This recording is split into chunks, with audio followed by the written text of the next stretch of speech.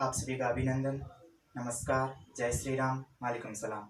प्यारे विद्यार्थियों, रुद्राक्ष शिक्षण संस्थान के ऑनलाइन क्लासेस में आपका हार्दिक स्वागत है। मैं अर्जुन गहलोत एक बार फिर एक बेहद ही इम्पोर्टेंट टॉपिक लेकर आ रहा हूँ जिसका नाम है बेसिक गणित। ऐसा मान लीजिए इस टॉपिक में आपको जीरो से हीरो बनने का मौका मिलेगा, तो अपना पूरा ध्यान मोबाइल स्क्रीन पर किए और साथ साथ में नोट्स भी बनाते रहिए। तो चलिए स्टार्ट करते हैं आज का टॉपिक। चलिए हम संख्याओं की सामान्य जानकारी के साथ इस टॉपिक की शुरुआत करते हैं। हेडिंग डालिए प्राकृत संख्याएं। प्राकृत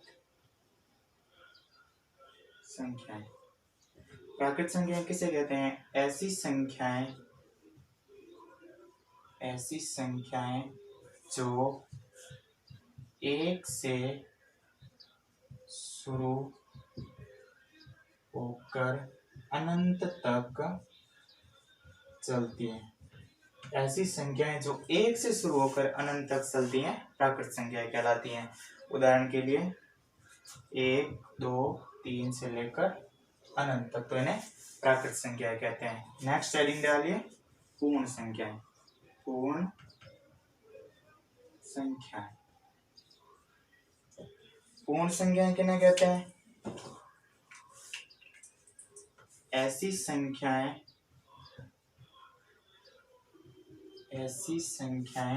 जो जीरो से शुरू होकर अनंत तक चलती हैं, पूर्ण संख्याएं कहलाती हैं। यानी जो संख्याएं जीरो से शुरू होकर अनंत तक चलती हैं पूर्ण संख्याएं कहलाती हैं। एग्जाम्पल के तौर पर 0, 1, 2 से लेकर अनंत तक। नेक्स्ट हेडिंग है हमारी पूर्णांक संख्याएं। पूर्णांक संख्याओं की क्या परिभाषा हो जाती है? ऐसी संख्याएं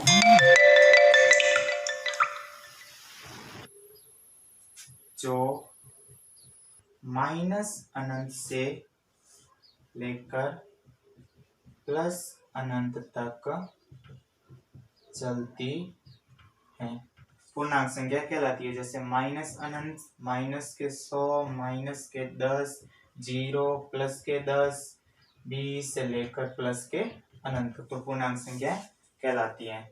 नेक्स्ट हेडिंग है हमारी सम संख्याएं। सम संख्याएं, सम संख्या किन्हें कहते हैं? ऐसी संख्याएं जिनका इकाई अंक 0, 2, 4, 6 या 8 वो सम संख्याएं कहलाती हैं। यानी ऐसी संख्या, इकाई अंक का मतलब होता है लास्ट यानी अंतिम अंक। ऐसी संख्याएं जिनका इकाई अंक 0, 2, 4, 6 या 8 हो सम संख्याएं कहलाती हैं। फॉर एग्जाम्पल जैसे मैंने लिख दिया 10, अंतिम अंक या इकाई अंक क्या आ रहा है? 0। 12, अंतिम अंक या इकाई अंक देखिए 2 आ रहे हैं। ऐसे मैंने ले लिया जैसे 204, अंतिम अंक 4 आ रहा है। इसी प्रकार 0, 2, 4, 6 या 8 होने पर वो सम संख्या। नेक्स्ट हेडिंग डालिए विषम संख्याएं। विषम संख्याएं, विषम संख्याएं किसे कहते हैं?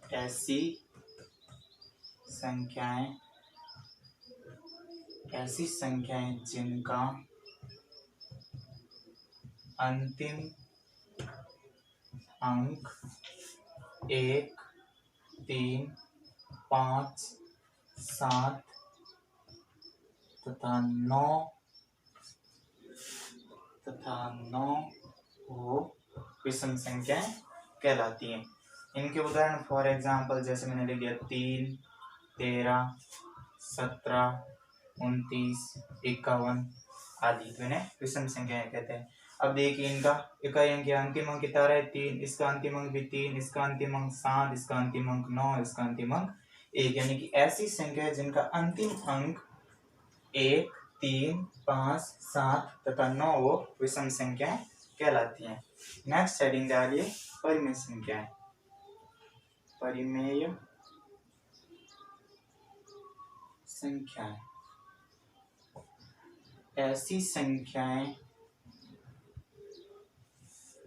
ऐसी संख्याएं जिन्हें P बटा Q के रूप में लिखा जाता है परिमेय संख्याएं कहलाती है। यानी ऐसी संख्या जिन्हें P बटा Q का मतलब है अंश बटा हर के रूप में लिखा जाता है।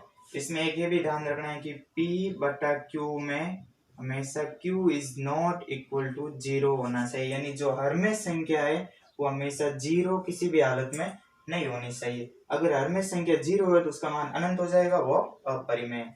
अतः P बटा Q is not equal to 0। इसके उदाहरण देख लीजिए, जैसे 12/4, 15/5 आदि।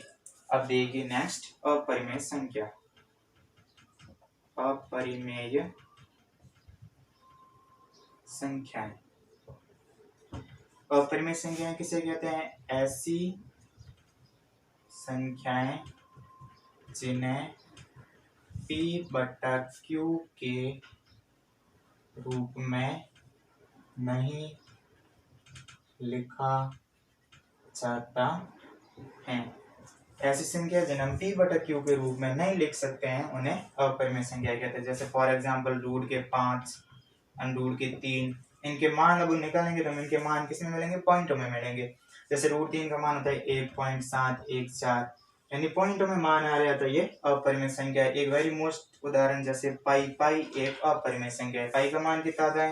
3.14 होता है, तो ये पाई एक अपरिमेय संख्या है। नेक्स्ट हेडिंग है हमारी भाज्य संख्या। भाज्य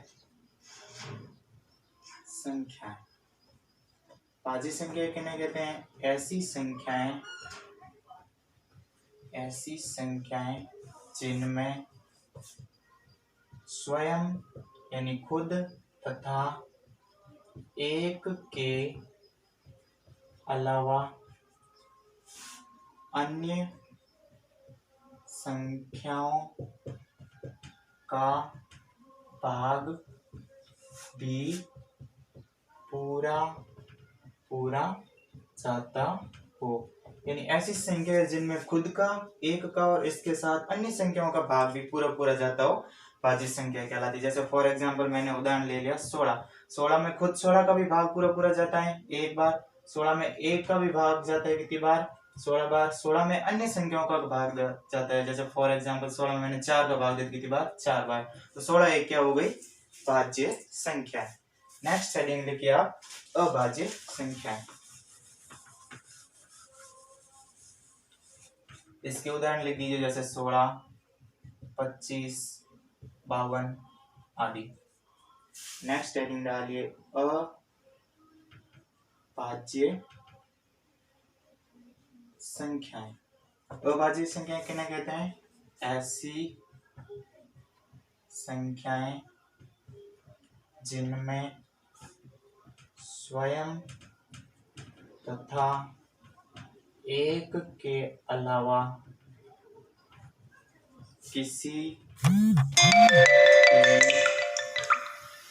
संख्या का भाग नहीं जाता हो। यानी ऐसी संख्या जिनमें खुद का तथा एक के अलावा किसी भी संख्या का भाग पूरा नहीं जाता हो, अभाज्य संख्या कहलाती है। भाग तो जाता है लेकिन हमें पूरा भाग जाना चाहिए। जैसे फॉर एग्जांपल इसका उदाहरण मैं ले लेता हूँ 19 में देखिए स्वयं का भाग तो 19 में 19 का भाग जा रहा है एक बार, तथा एक का भी भाग 19 में जा रहा है, 19 में एक का भाग देंगे तो 19। इसके अलावा और कोई भी संख्या नहीं होगी जिसमें 19 का भाग जाएगा। 19 में आप कोई भी और संख्या देख लो, जैसे 1 2 3 4 5 6 7 8 कुछ भी देख लो, 19 में भाग नहीं जाएगा। अतः ये 19 क्या हो गई? एक अभाज्य संख्या। अब आपको जैसे कोई पूछ ले, जैसे 1 अंक की सबसे बड़ी संख्या कौन सी है, 2 अंकों की सबसे छोटी संख्या कौन सी है, 3 अंक की सबसे बड़ी संख्या कौन सी है, तो आप कैसे ज्ञात करेंगे वो देखिए। जैसे हमें पूछ लिया जाए 1 अंक की सबसे बड़ी संख्या कौन सी है, तो 1 अंक की संख्या कौन सी होती है? जैसे 1 2 3 4 5 6 7 8 तथा 9। 9 के बाद कितने आएंगे 10, 10 में देखिए 1 और 0 2 आएंगे, अतः ये एक अंक की संख्या नहीं है। अब हमें क्वेश्चन पूछा गया है एक अंक की सबसे बड़ी संख्या, तो इनमें देखिए 1 2 3 4 5 6 7 8 9 में सबसे बड़ा कौन है 9, अतः एक अंक की सबसे बड़ी संख्या क्या हो जाती है 9। ठीक, वैसे अगर आपको पूछ लिया जाए दो अंकों की सबसे छोटी संख्या, दो अंकों की सबसे छोटी संख्या, तो दो अंकों की संख्या कहां से शुरुआत होती है 10 से 11 चलते चलते 99 तक, 99 के बाद 100 आ जाते हैं जो 3 अंक की संख्या। अब देखिए दो अंक की सबसे छोटी संख्या कौन सी बन जाती है 10, 10 से कोई छोटी दो अंक की संख्या है नहीं है, अतः 10 सबसे छोटी दो अंक की संख्या बन जाती है। नेक्स्ट देखिए दो अंकों की सबसे बड़ी संख्या, दो अंकों की सबसे बड़ी संख्या कौन सी है 99, 99 के बाद आएंगे 100, 100 है 3 अंक की संख्या है। अब देखिए 3 अंकों की सबसे छोटी संख्या, 3 अंक की सबसे छोटी संख्या कौन सी है 100, 100 से छोटी कोई 3 अंक की संख्या नहीं बनती है, 3 अंक की शुरुआत 100 से होती है, अतः 100 सबसे छोटी 3 अंक की संख्या है। नेक्स्ट 3 अंकों की सबसे बड़ी संख्या, ये क्वेश्चन आपको खुद करना है, खुद सोचिए और नीचे कमेंट बॉक्स में लिखकर बताइएगा कि 3 अंक की सबसे छोटी संख्या कौन सी है। अब हम गणित के महत्वपूर्ण सूत्रों के बारे में चर्चा करते हैं। हेडिंग डालिए इंपोर्टेंट फॉर्मूलाज। सबसे पहला सूत्र है a प्लस बी का whole square equal to a square plus b square plus 2ab। दूसरा सूत्र है a माइनस बी का whole square equal to a square plus b square minus 2ab। तीसरा सूत्र है a square minus b square equal to a plus b a minus b. चौथा सूत्र है a प्लस बी का cube equal to a cube plus b cube plus 3a square b plus 3ab square. पांचवा सूत्र देखिए a minus b का cube, a cube minus b cube minus 3a square b plus 3ab square. छठा सूत्र देखिए a plus b plus c का cube, तो a square plus b square plus c square plus 2ab plus 2bc plus 2ca। तो सूत्र देखिए x plus a x plus b equal to x square plus a plus b गुणा x plus A B. Next देखिए आठवां सूत्र श्री धराचार्य सूत्र, ये सूत्र होता है minus b plus minus root b square minus 4ac upon में 2a। ठीक है, आगे हम देखेंगे कि बीज गणित के सवालों को कैसे हल किया जाता है, उन्हें एक विधि के माध्यम से हल किया जाता है, उस विधि को हम पूरा समझेंगे। इस विधि का नाम है वी बोर्ड मास मेथड के माध्यम से हम गणित के सवालों को सरल करते हैं। वी का मतलब होता है रेखा बंधनी, बी यानी होता है ब्रैकेट, ब्रैकेट का मतलब सबसे पहले छोटा कोष्टक सरल करते हैं, उसके बाद हम मंझला कोष्टक सरल करते हैं, उसके बाद हम बड़ा कोष्टक सरल करते हैं।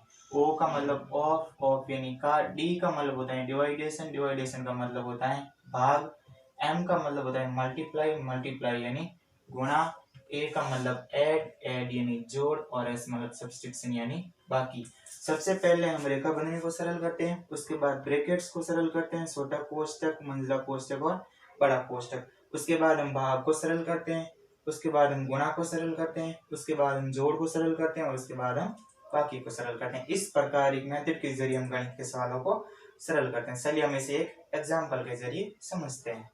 जैसे मैंने उदाहरण ले लिया, 2 गुणा कोष्टक 4 गुणा छोटा कोष्टक 3 प्लस 1 ऊपर रेखा बंधनी प्लस 4 कोष्टक बंद प्लस 20 भाग 5 माइनस 4। अब हम इस क्वेश्चन को भी बोडमास के माध्यम से सरल करते हैं। तो v का मतलब सबसे पहले हमें रेखा बंधनी को सरल करना है। तो सबसे पहले इसमें देखिए यहाँ पर रेखा बंधनी, सबसे पहले हमें इस चीज को सरल करना है। तो 2 गुणा बड़ा कोष्टक 4 गुणा 3 प्लस 1 को सरल करने पर क्या बन जाएगा 4। तो छोटा कोष्टक के अंदर आ जाएगा 4 प्लस 4 बड़ा कोष्टक बंद प्लस 20 भाग 5 माइनस 4। रेखा बंधनी सरल हो जाती है। उसके बाद हमें सरल क्या करना है, ब्रैकेट। ब्रैकेट का मतलब कोष्टक। कोष्टक में सबसे पहले छोटा कोष्टक सरल करना है, उसके बाद मंझला और उसके बाद बड़ा। हमारे पास छोटा कोष्टक अवेलेबल है, पहले छोटा कोष्टक सरल करते हैं। छोटा कोष्टक ऑलरेडी सरल ही है, 4 आ रहा है तो 4 को हम इसमें गुणा करेंगे। 2 गुणा कोष्टक 4 गुणा 4 प्लस 4 कोष्टक बंद प्लस 20 भाग 5 माइनस 4। छोटा वाला कोष्टक सरल। उसके बाद हमें और बड़ा वाला कोष्टक दे रहा है, सबसे पहले हम इस कोष्टक को सरल करेंगे। तो 2 गुणा बड़े कोष्टक को सरल करने पर यहाँ पर गुणा का निशान है और यहाँ पर प्लस का निशान है। अब ध्यान से देखिए, पहले गुणा होता है या प्लस होता है। पहले गुणा के निशान आ रहे तो सबसे पहले हम उसमें गुणा करना है, फिर जोड़ना है। तो 2 4 गुणा 4 कितने हो जाएंगे, कोष्टक के अंदर 16 प्लस में 4 और 16 और 4 को हम सरल करते हैं, कितने आ जाते हैं 20 प्लस 20 भाग 5 माइनस 4। अब देखिए कोष्टक सरल हो जाता है। उसके बाद हमें सरल क्या करना है, बी ओ डी, डी यानी भाग। तो सबसे पहले हमें भाग को सरल करना है। देखिए यहाँ पर भाग है, ये रहा भाग। तो 2 गुणा 20 प्लस 20 में 5 का भाग देने पर कितना आ जाएंगे 4 माइनस 4। ओके, अब देखिए आगे बी और डी, भाग भी सरल हो जाता है। भाग के बाद हमें गुणा सरल करना है। देखिए इसमें गुणा है, ये देखिए 2 गुणा 20, 2 गुणा 20 कितने हो गए 40 प्लस 4 माइनस 4। अब देखिए आगे गुणा को सरल करने के बाद हमें जोड़ को सरल करना है। देखिए इसमें जोड़ है 40 प्लस 4 44 माइनस 4। अब देखिए जोड़ को सरल करने के बाद हमें बाकी को सरल करना है। बाकी है माइनस के 4 44 माइनस 4 कितने बचते हैं 40। हमारा उत्तर आ जाता है 40। इस प्रकार बीजगणितीय संक्रियाओं को हल किया जाता है। धन्यवाद।